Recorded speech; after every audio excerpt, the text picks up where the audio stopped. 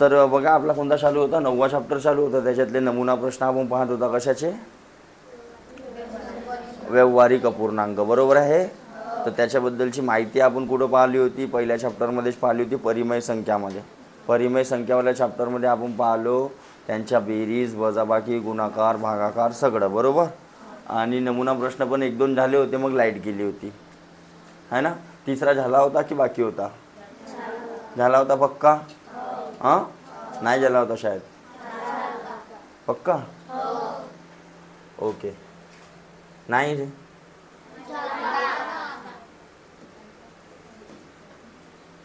Okay, चौथा बघा काय आहे. आता स्टारच्या ठिकाणी तुम्ही x ठेवू शकता आणि 1/x = 1 असल्यास स्टारच्या ठिकाणी कोणता अंक असणे शक्य आहे, बरोबर. तर आता फ्रॅक्शनच्या बेरजेमध्ये आपण शिकला की जर डिनॉमिनेटर सगळ्यांच्या सेम असेल तर त्याचा आपण कंबाईंड डिनॉमिनेटर घेत असतो आणि न्यूमरेटरची काय करत असतो, बेरीज. तर इथं बघा हा डिनॉमिनेटर सेम आहे तर मी एकच वेळा लिहितो आणि वर यांची काय करून टाकतो, बेरीज. तर बघा 2 आणि 1. आता हा डिनॉमिनेटर त्या बाजूला जाईल तर मल्टिप्लायमध्ये जाईल, कारण या बाजूला कशामध्ये आहे, डिवाइड. इक्वल टूच्या त्या बाजूला जाईल तर या बाजूला काय झाला, 3 झाला. 1 × x, हा इंटू आहे, हा x आहे. आता हा 1 याच्या डिवाइडमध्ये म्हणजे काय आला, कोणाच्या पण खाली 1 गेला म्हणजे त्याचा काही अर्थ राहते का, किंवा x1 जा x, तर x ची किंमत किती आली, बघा ऑप्शनमध्ये कुठं आहे, 3 आहे, है ना. त्यानंतरचा जो प्रश्न होता तो कोणता होता, 5वा. काय म्हणते, 4/5 च्या 2/7 मध्ये किती मिळवल्यास बेरीज 3/7 येईल. म्हणजे 4/5 एक संख्या आहे, हिच्या चा जिथं लागला तिथं काय आलं पाहिजे आपला, इंटू काय आलं पाहिजे, च्या. याच्या 3/5, याच्या 1/4, याच्या 20%, याच्या 50%, असा काही पण येऊ शकते. तर 4/5 च्या 2/7 इंग्लिशमध्ये ऑफ राहील, कसा राहील, 2/7 ऑफ 4/5 है ना, 2/7 ऑफ 4/5. यामध्ये किती मिळवल्यास म्हणते, तर मी म्हणतो की x मिळवला. आपल्याला माहिती आहे का किती मिळवला, मग आपण x, तर उत्तर किती आले पाहिजे म्हणते, 3/7. झाली मांडणी. बघा 4/5 च्या 2/7 मध्ये किती मिळवल्यास, मिळवला मायनस केला म्हणलं असतं तर काय केलं असतं, इथं मायनस, आणि किती उत्तर येईल म्हणजे 3/7. मांडणी झाली. आता याला सोडवू शकतो आपण. ओके, कसं सोडवायचं बघा. काही कटते का पहिले याच्यामध्ये पहा, कारण पहिले इंटू करावं लागेल आपल्याला. अरे पहिले इंटू करावं लागेल ना. कंचे भागू बेव, दॅट इज बोर्डमास. बोर्डमास आपल्याला माहित आहे.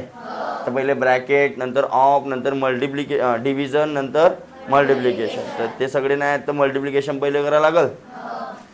तर काही कटत आहे का, काटाच्या इकडे मल्टिप्लिकेशन करायच्या आधी काटते का म्हणून पाहून घ्यायचं. नाही कटत आहे याच्या गुणाकार याच्या बरोबर, याच्या गुणाकार म्हणजे 4 दुने 8 आणि 7 प्लस x = 3/7. आपल्याला कशाची किंमत काढायची आहे, x. तर ही संख्या दुसऱ्या बाजूला घेऊन जावं लागेल, ज्याची किंमत काढायची आहे त्याला इक्वल टूच्या एका बाजूला ठेवा. तर ही संख्या त्या बाजूला जाईल तर काय होईल, मायनस. म्हणजे 3/7 पहिलेच्या जसाच्या तसा. हा आपली जागा सोडेल का, हा त्या बाजूला जाईल तर त्याच्या मागे लागेल. याच्या समोर काय, काही नाही म्हणजे काय आहे, प्लस. तिकडे जाईल तर आता यांच्या मायनस आपण 2 प्रकारे करू शकतो. एक तर क्रॉस मल्टिप्लाय करू शकतो किंवा डिनॉमिनेटर सेम करू शकतो, त्याच्या छेद सेम करू शकतो. मग इकडे 35 दिसला मला तर इकडे काय बनवू शकतो, 35 बनवू शकतो. कितीचा मल्टिप्लाय द्यावा लागेल याला 5चा मल्टिप्लाय देऊन देतो, तर वर पण 5चा मल्टिप्लाय द्यावा लागेल, नाही तो नाराज होऊन जाईल ना. हां, तर आता खाली बी 35 झाला, दोन्हीमध्ये 35 आहे. इथं 5 त्रिक 15. तर x ची व्हॅल्यू किती, खाली झाला असता 35. हो जी भाऊ, तर 15 मायनस 8, 15 मायनस 8 किती झाले, म्हणजे 7/35. तर कटते बघा, 7 1 7, 7 5 म्हणजे एक्सची व्हॅल्यू किती आली, म्हणजे 4/5च्या 2/7 मध्ये जर आपण 5 मिळवला असता तर उत्तर किती आला असता, 3/7. समजलं. हां दे. हां 1/5 होता का, अरे हो हा खाली आहे ना, अरे 5 नाही आला बघा, एक्सची किंमत आली 1/5. हां 1/5, तर हा आन्सर राहिला असता आपला. तर बघा उत्तरात आहे का कुठेतरी 1/5. येस. देन 6वा 7/4 प्लस 4/5 डिवाइड बाय 8/15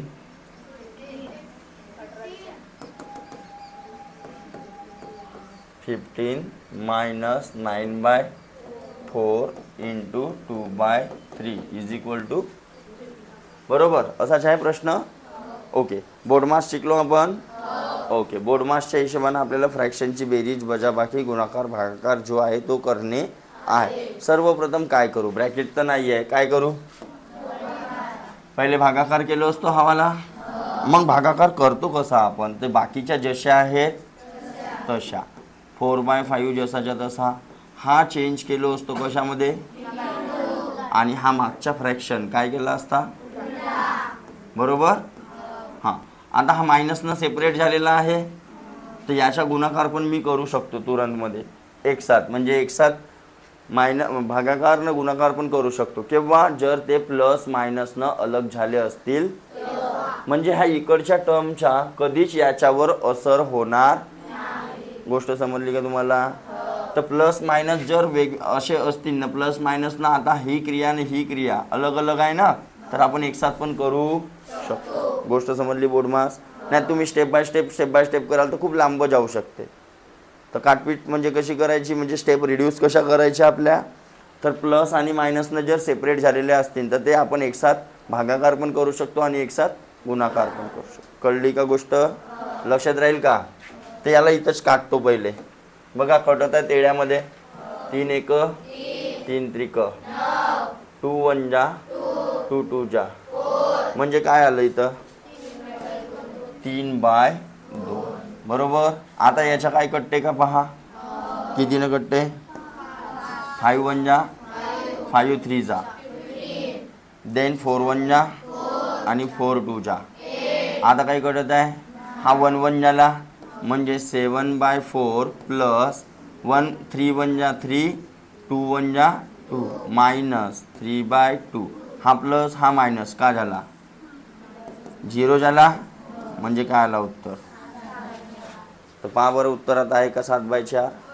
समजलं का काय केलं तर, प्लस मायनस मायनस होईल ना, जसं 5 असता इथं 5 मायनस 5 0. अरे बरोबर. चला तर हां सरळ रूप द्या म्हणते, बरोबर. चला बघा 7वा 1/48 into 100 plus 1/100 into 52 minus 1/52 into 48. आता संख्या तुम्हाला त्यात दिसत असतील, 48 52 आणि 100, बरोबर. म्हणजे मला डिनॉमिनेटर जर सेम करायचा आहे तर तिघांचा गुणाकार आला असता. पहा बरं, याला 52ची कमी आहे फक्त, याला 52चा गुणाकार केलो असतो, इथं 48चा गुणाकार केलो असतो आणि इथं, बरोबर. तर मी वाढवून टाकतो संख्या आता, म्हणजे इथं 52 वर पण, इथं वर पण. अरे आपण डिनॉमिनेटरमध्ये LCMच घेतो ना डिनॉमिनेटरच्या, तर LCMच तर येऊन राहिला ना, सगळ्यांमध्ये सारखी संख्या आली पाहिजे. तर या 3 संख्यांचा गुणाकार सारखाच येईल की नाही येईल, तर मी म्हणतो किती आला असता, 48 इंटू 52 इंटू 100 असा झाला असता, असा झाला असता. ओके, वर काय झाला असता, प्लस मायनस, बरोबर. आता या दोघांची बेरीज किती होते, आणि 100 मायनस 100 का आला, आणि शून्य भागीला काही पण असो, काय येईल उत्तर? शून्याबरोबर कोणत्याही संख्येचा गुणाकार किंवा कोणत्याही संख्येचा भागाकार काय येईल? तर उत्तर किती आला असता आपला? शून्य. बघा समजला? अरे कळलं? लक्षात राहील?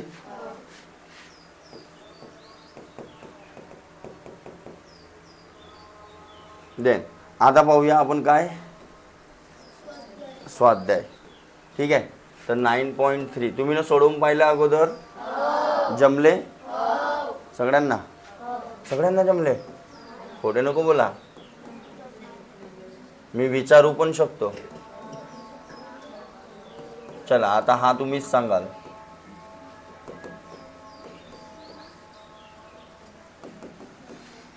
कोणाकोणाचा झाला? दोडस. चल सांग बेटा, पहिले काय करू? अरे बेरीज बी आहे, वजाबाकी बी, आपला गुणाकार बी आहे, भागाकार बी आहे. बोडमास लाव ना,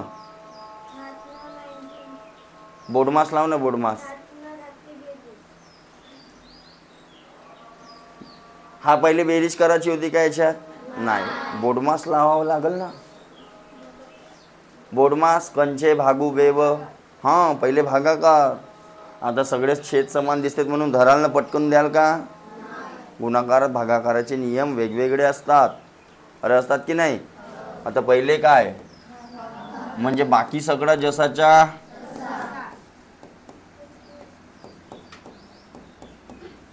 या भागाकाराच्या जागी काय आला असता? आणि हा 9/7 जसाच्या म्हणजे उलटा झाला असता. हा 9 वर 7 खाली. आता 7 7 कटला म्हणजे इकडे काय आला? 1 1 1. तर त्याचा काही अर्थ आहे का? म्हणजे काय वाचला आपल्याजवळ? 7/9 आणि 7/9. हां आता तू डायरेक्ट काय करू शकते? बेरीज. दोघांच्या डिनॉमिनेटर सेम आहे, तर इथं काय आला असता? 9 आणि 7 + 7 तर 14/9 हा आला असता आपला आन्सर. बघा आहे का? मग समजलं का कसा काढायला लागते? तर बोर्डमास खूप जरुरी आहे. मी आज होमवर्क पाठवून देईन अजून बोर्डमासचा. ठीक आहे. जेवढी जास्त प्रॅक्टिस कराल बोर्डमासची तेवढी तुमच्या कामाची, कारण आपल्याला त्याच्याच काम आहे. पूर्ण चॅप्टरमध्ये कामात येईल तो. ठीक आहे. देन बसा. पुन्हा बघा तसाच प्रश्न मग अशी आपण याच्यामध्ये पाहिला होता.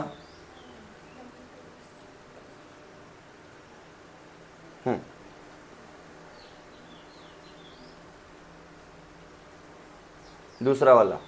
हां 3/5 च्या 4/3 मध्ये म्हणजे काय लिहायला लागेल मला? 3/5 च्यासाठी आणि 4/3 मध्ये किती मिळवल्यास? तर मी म्हणतो की किती मिळवू? कोणता अपूर्णांक मिळेल म्हणते? मांडला जसा आहे तसा मांडला.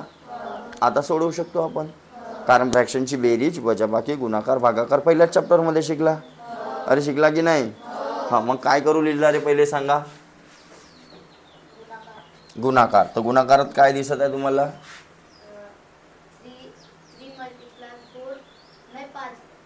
पहिले गुणाकारात पहिले काय चेक करायचं म्हटलं मी? कटते का? कसे कसे काटाल? वर तर खालतं काही कटते का? म्हणजे सारख्या संख्येनं भाग जाते का तर पाहायचा. इकडे वर खाली काही जाते का तर पाहायचा. मग क्रॉसमध्ये पण पाहायचा. क्रॉसमध्ये नाही कटत.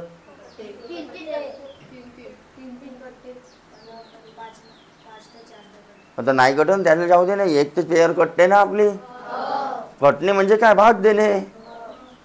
तर 3 1 3 3 1 तो काय राहिला त्याची जोड? 4/5 आणि इकडे 1/5. हां सांग समोरची स्टेप. आता पटकन सांग, जास्त टाइम नाही घ्यायचा. हां काय करू? x ची किंमत काढायची आहे.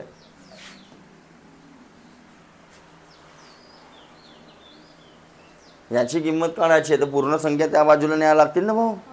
हां मायनस म्हणजे कोण कोणाचा मायनस?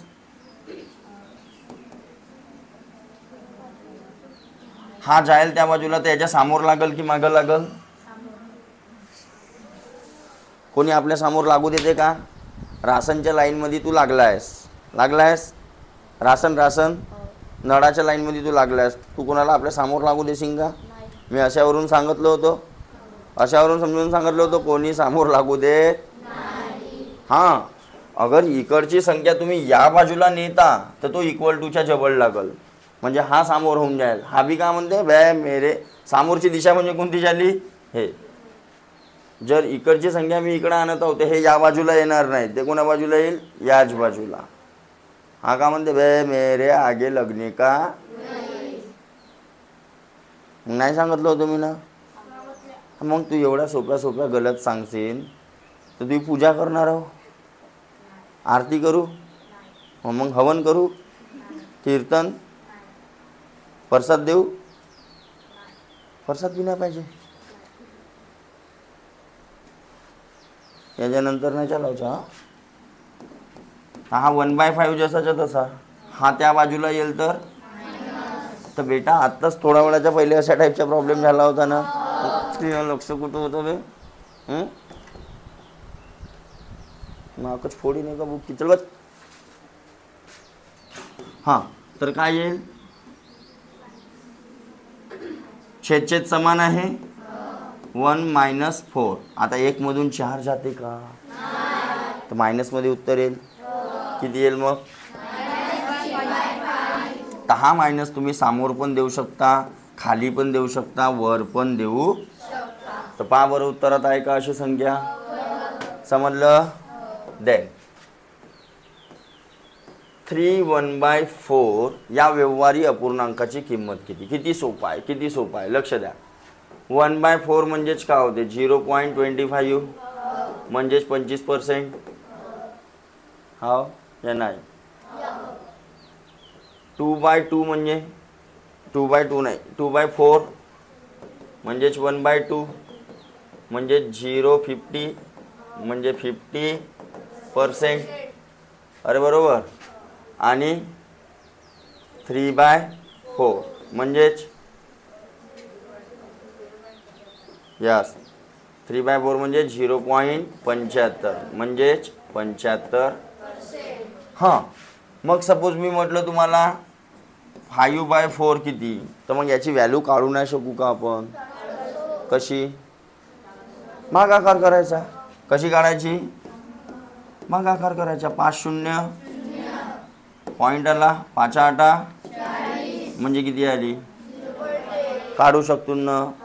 नाही लक्षात राहिलं तर काढून घ्यायचा. पण साला 1/4 1/2 न 3/4 ची व्हॅल्यू तुम्हाला काढावी लागली नाही पाहिजे.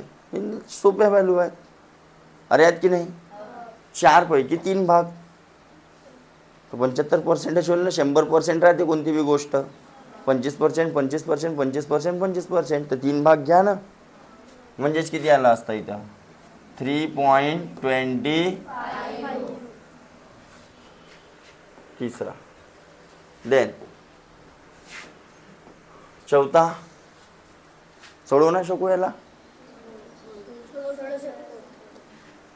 मिक्स फ्रॅक्शन आलेला आहे. त्या दिवशी मी विचारला होता आणि त्यानंतर मग एक दोघाला पडली बी होती आणि त्यानंतर मग सांगितला पण होता. बरोबर. आणि त्यामध्ये कोण कोण होते? शेंडे होता मला पक्का माहिती आहे. मुलींपैकी बी होत्या 1-2. बुधे होतीस का तू? मिक्स फ्रॅक्शन येते होती ना रे? काय भुलली ते नालायक. हा मिक्स फ्रॅक्शन साधा कसा करशील? तू बी होतीस ना त्या तिकडची शेल्ल्यावरची भिंतीकडची? तूच. हा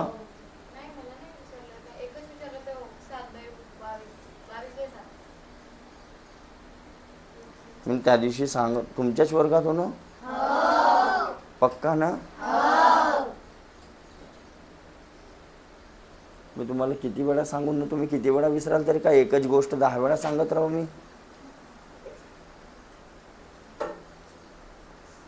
वन्स बी होता त्याच्यामध्ये. चल सांग वन्स मग.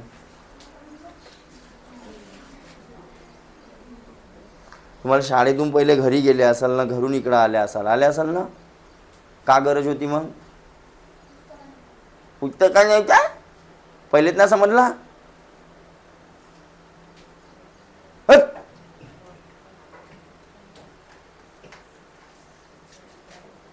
धर्मशाळा आहे का बे केव्हा बी यार. हां सांग वंश. याला साध्या फ्रॅक्शन मध्ये करायचं आहे.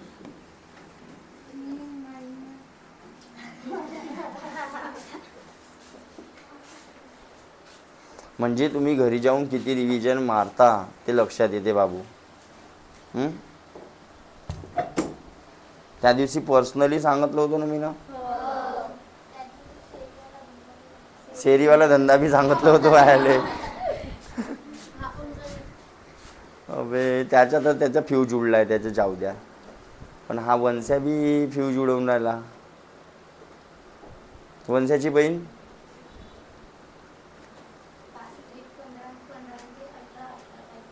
18/5.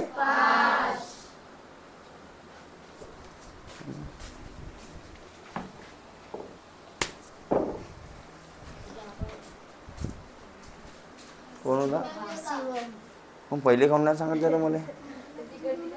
किती यायला सांग.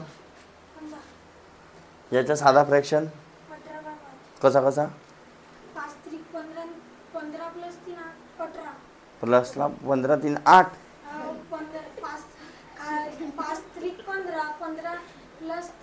हां पक्का. तुला फोडलोच तो आता उत्तर नसतं. अबे या दोघांच्या इंटू करा लागते. 5 त्रिक 15 आणि त्या इंटू मध्ये हेवाली प्लस करा लागते. किती वेळा सांगू बे बैलाइनो बसा मच्छर लमचे. इधर भागाकार है. भागाकार भागाकार को इसके नीचे कुछ नहीं मतलब क्या है. याच्या खाली काय नाही म्हणजे काय. 1 आहे 1. तर हा इंटू होऊन जाईल आणि हा 1/, आणि हा 20 जसाच्या. अरे बरोबर की नाही पक्का.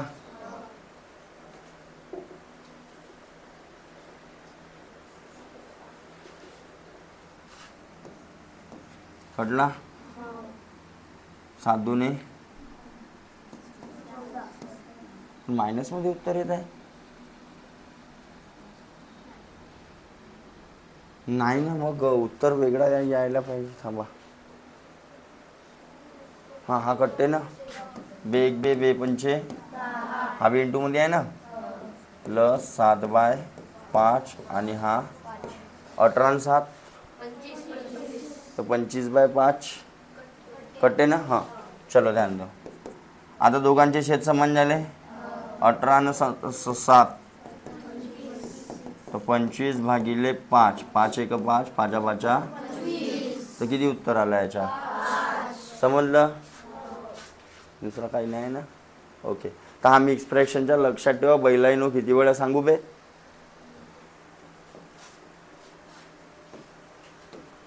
देन 5वा 5/7 पेक्षा मोठा पण 11/14 पेक्षा लहान असलेला अपूर्णांक कोणता.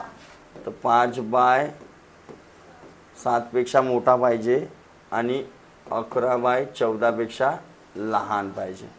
तर कोणता येईल. तर प्रत्येकाची काय काढावं लागेल आपल्याला. पॉईंटवाली व्हॅल्यू काढावं लागेल एकतर. हां दुसरा काय करू शकतो आपण. क्रॉस मल्टिप्लाय वरून करून पाहू शकतो प्रत्येकाच्या. या साईडची व्हॅल्यू लहान आली पाहिजे. ठीक आहे. तर पहिले याच्यासोबतच चेक करतो. 5/7 आणि दुसरा कोणता आहे 6/7. तर 7 7 कम 7 कम येत आहे. याच्यापेक्षा मोठा येत आहे. आणि यालेच आता चेक करतो कोणासोबत 11/14 तर 6/7. ओके. इकडच्या याच्या गुणाकार याच्या बरोबर, याच्या गुणाकार याच्या बरोबर. 14 सक 14 पंचे 70 आणि 14 सकम आणि 11 साती 77. मोठा येत आहे का. इकडचा मोठा येत आहे. हा मोठा येत आहे. आपल्याला याच्यापेक्षा मोठा पाहिजे. बरोबर आहे. म्हणजे पहिला ऑप्शन काय होईल. अरे 2 फ्रॅक्शनमध्ये कंपॅरिझन शिकला नाही का आपण. 2 फ्रॅक्शनमध्ये आपण कंपॅरिझन कसा काढत असतो. क्रॉस मल्टिप्लाय करून काढत असतो ना. तर हा आपल्याला जो फ्रॅक्शन पाहिजे इथं, ठीक आहे, तो आपल्याला ऑप्शनमध्ये दिलेला आहे, बरोबर. तर तो कसा पाहिजे, याच्यापेक्षा मोठा आणि याच्यापेक्षा.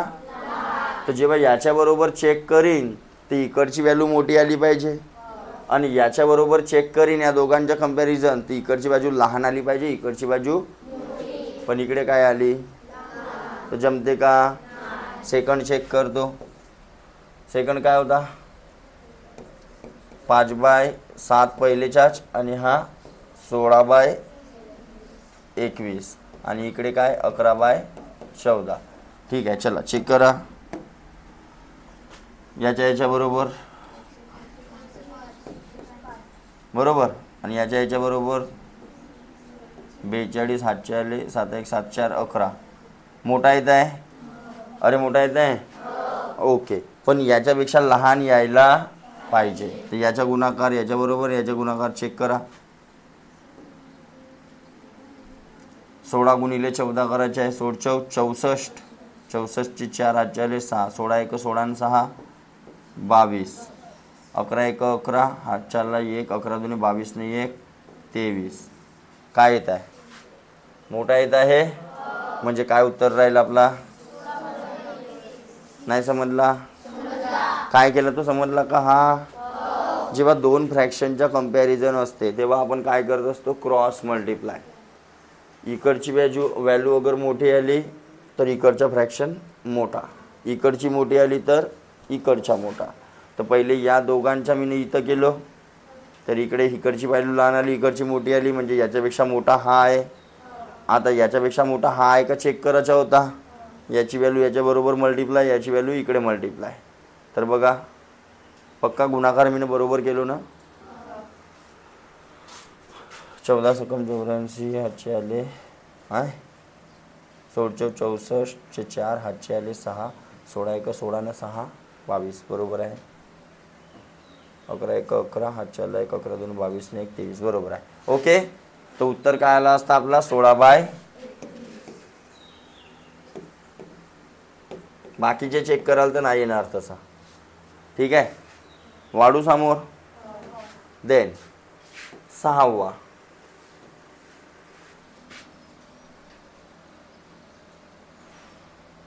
काय म्हणते, 3/7 मध्ये 3/7 किती वेळा मिळवावे म्हणजे बेरीज काय येईल. आता मी म्हटलं तुम्हाला 5 मध्ये 5 किती वेळा मिळवाल तर 20 येईल. चुकला उत्तर. हां, मी काय म्हटलं 5 मध्ये म्हणजे 5 ऑलरेडी आहेत माझ्याजवळ, दुसरे 5 किती वेळा मिळवाल तर उत्तर 20 येईल. और ओके. आता 3 वेळा एक वेळा बेरीज करण्यापेक्षा डायरेक्ट मी 5 गुणिला 3 केलो असतो तर किती आला असता, म्हणजे मी 15 मिळवले असते तर उत्तर 3 यायला पाहिजे होता, आपला 20 यायला पाहिजे होता. गोष्ट समजला का कन्सेप्ट. म्हणजे पाडे जे बनलेले आहेत ते कसे बनलेले आहेत, मिळव बनलेले आहेत. 5 त्रिक 15 म्हणजे 5ला 3 वेळा मिळवलेला आहे. पण 5ला 3 वेळा मिळवण्यापेक्षा मी त्याला कसं लिहू शकतो, 5 गुणिला 3. अरे समजून राहिलं का, 5ला 3 वेळा मिळवण्यापेक्षा मी याला काय लिहू शकतो, तर 5 गुणिले याची बी 15 त्याची बी. गोष्ट नाही समजली. हा कन्सेप्ट इथं वापरायचा आहे. आपल्याला जाणून बुजून फसवलेला आहे की 3/7 मध्ये 3/7 असा किती वेळा मिळवला तर उत्तर किती येईल म्हणते 3. तर मी म्हणतो का हा किती वेळा मिळवला मला माहीत, इथं माहीत होता 3 वेळा मिळवला, म्हणून या 5ला कितीच्या मल्टिप्लाय केलो. गोष्ट समजली. इथं माहीत आहे का किती वेळा मल्टिप्लाय केला, मी म्हणतो किती वेळा प्लस केला माहीत आहे का, मी म्हणतो की किती वेळा केला असतील. तर या 3/7 मध्ये हा प्लस जसाच्या इथं जसा, हा 5 जसाच्या तसा होता, म्हणजे इथं कोण 3/7 ला किती वेळा प्लस केला असतील. गोष्ट समजली. हा इक्वेशन आपला बनला पाहिजे. हा इक्वेशन जर बनला तुमच्या तर तुम्ही सॉल्व करू शकता. हा इक्वेशनच चुकीच्या बनवल्या. सेंटरची वास येऊन झाली ना. कोण मारलं बे, कोण पेटवलं तिकडं कोणाला.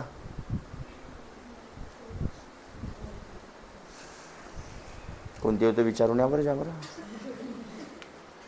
हां, इथं मला 5ला 3 वेळा मिळवला म्हणून मी 3चा मल्टिप्लाय केलो. इथं मला माहीत नव्हतं 3/7 किती वेळा मिळवलेला आहे, म्हणून मी किती लिहिलो एक्स. गोष्ट समजली. हा इक्वेशन बनला ना तर उत्तर बरोबर निघेल. हा इक्वेशन चुकीचा बनला तर उत्तर चुकीच्या. प्रश्नानुसार आपल्याला इक्वेशन बनवता आलं पाहिजे. कळली का गोष्ट. अगर हा नाही बनला तुमच्या तर तुम्ही गणित तुमच्या चुकणारच आहे. बेरीज वजाबाकी गुणाकार सगळ्यालाच येते, पण ही मांडणी आपल्याला जमली पाहिजे प्रश्नानुसार. गणित तोच आहे, गणितामध्ये दुसरं काही नाही, काहीच नाही दुसरं. प्रश्नानुसार मांडणी करा आणि मग गुणाकार भागाकार बेरीज वजाबाकी, बस हाच आहे. समजलं. चलो, तर मग आता याला कसं सोडवायचं. तर हा एक्स कोणाबरोबर मल्टिप्लाय राहते, वरच्या बरोबर. हमेशा लक्षात ठेवाल, मी जरी इथं एक्स लिहित असेल तो कोणासोबत मल्टिप्लाय राहील, वरच्या सोबत. तर दोघांचे डिनॉमिनेटर काय आहेत, ओके. इकडे काय झालं असतात 3 + 3x बरोबर. हां, इकडे आता हा 7 मी तिकडे पाठवू शकतो का, हा दोघांच्या डिनॉमिनेटरमध्ये आहे तर तिकडे पाठवू शकतो आता 7, हो की नाही. बघा आता कोणी कोणी म्हणतील सर याला पहिले 3/7ला तिकडे पाठवला तर नाही चालेल का, चालते. काय म्हटलं मी, असा बी उत्तर तसाच निघेल, तसा बी उत्तर तसाच निघेल. बघा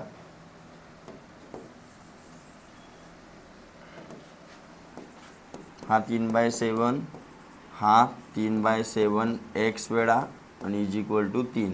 तर पहिले हा तिकडे पाठवून देतो ना सर, ठीक आहे चालते. तर इकडे काय झाला असता आणि इकडे 3 -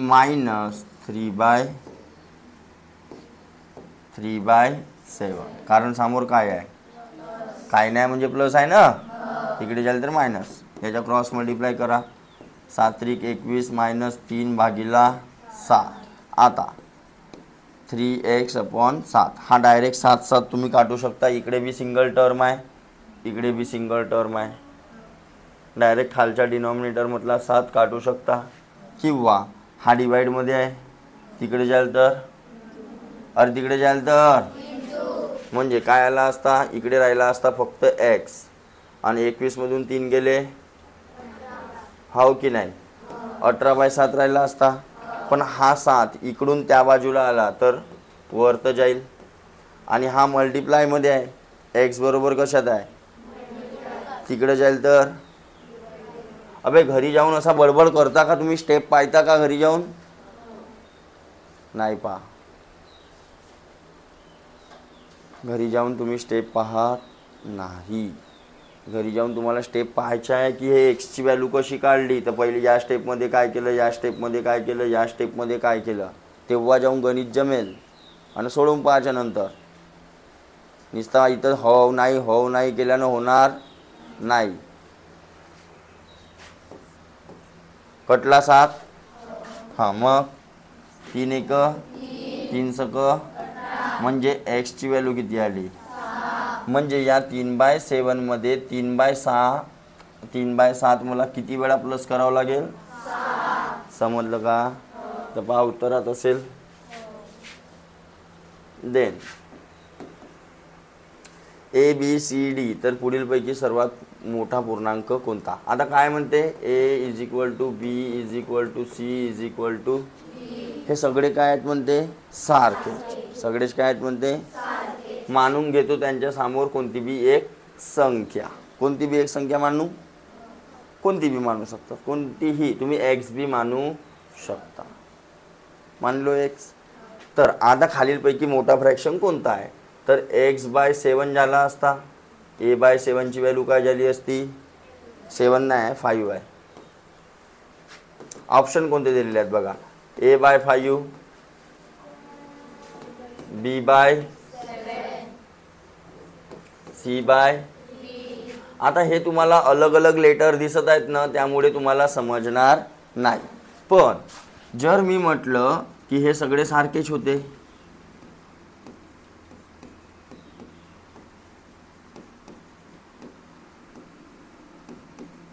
यांच्या ठिकाणी काही पण संख्या बी राहू शकत होती. मी म्हटलं 9 9 राहिली असती सगळ्यांजवळ, 9 9 9 9.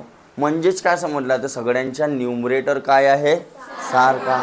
आणि आपण नियम शिकलो होतो की न्यूमरेटर सारखा असेल तर ज्याचा डिनॉमिनेटर मोठा तो लहान, तो शिकला होता, आठवते? रिवाईज मारता नको मारा, 10वा चॅप्टर झाल्यावर टेस्टच आहे. आणि त्या टेस्टमध्ये ज्यानं कमी मार्क घेतलं असा झोडीन. ठीक आहे, मग तुम्हाला दाखवलोच आहो मी ना. आपल्याजवळ 7 बहिणी आहेत आणि एक कोण आहे, सकाराम. 7 sister plus 1 Sakaram. हा सकाराम मग पाहून टाकल सगळ्याला. ठीक आहे, रिव्हिजन मारून ठेवा.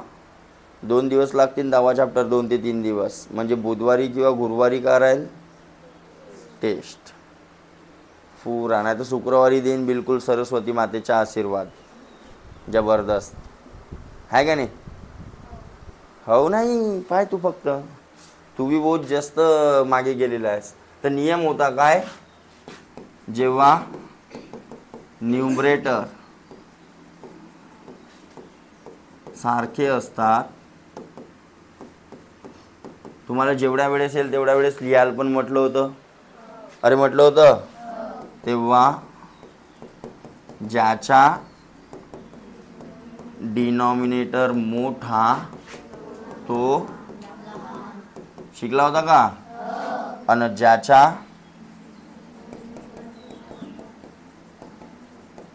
ज्याचा डिनो लहान तो, हो. तर आपल्याला काय काढायचं आहे, मोठा काढायचा आहे. तर कोणता येईल, सर्वात मोठा अपूर्णांक कोणता येईल, म्हणजेच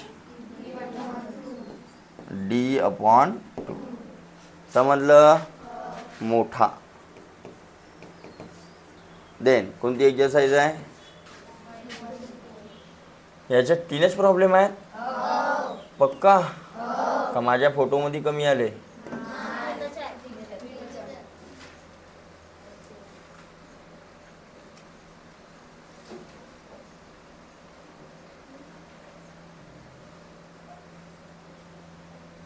हं. 9.4 पहिला काय म्हणते, एका वर्गात 72 मुले असून. आता बघा इथं खूप कमी प्रॉब्लेम दिलेले आहेत तुम्हाला. वर्ड प्रॉब्लेम कसे दिलेले आहेत, खूप कमी दिलेले आहेत. तर मी तुम्हाला अजून एक पाठवून देईन आणि त्याचा पण आपण एक व्हिडिओ बनवून टाकू. वर्ड प्रॉब्लेमच्या नाही का, फ्रॅक्शनवरचे वर्ड प्रॉब्लेम, शाब्दिक उदाहरणं अपूर्णांकांचे.